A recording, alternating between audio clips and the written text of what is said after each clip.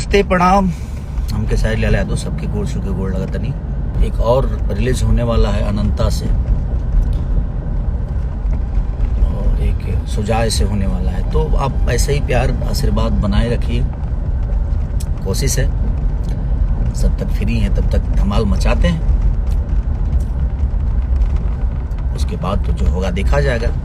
जिंदगी में मुसीबत तो जो झेल लेगा, क्योंकि हमारी दर्द ही दुनिया के लिए दवा होती है। बचपन में जब हम रोते हैं ना तो हमें हंसाने के लिए कई सारी उपाय की जाती है, लेकिन अब जब हम बड़ा होते हैं तो हमारी हंसी से भी लोगों को प्रॉब्लम होती है। ये दुनिया का दस्तूर है। हम जब रूठ जाते हैं बचपन में तो हमें मनाने के लिए हजारों उपाय होती है कि नहीं खुश हो जा, लेकिन जब हम बड़े होते हैं तो हमें तकलीफ देने के लिए हजारों प्रतिक्रिया शुरू हो जाती है। तो होता है, जिंदगी है। जैसे कि बड़ी शिद्दत से मैंने एक सिनेमा की थी जिसका नाम रंग दे बसंती है। बहुत खर्चा किया था हम लोगों ने।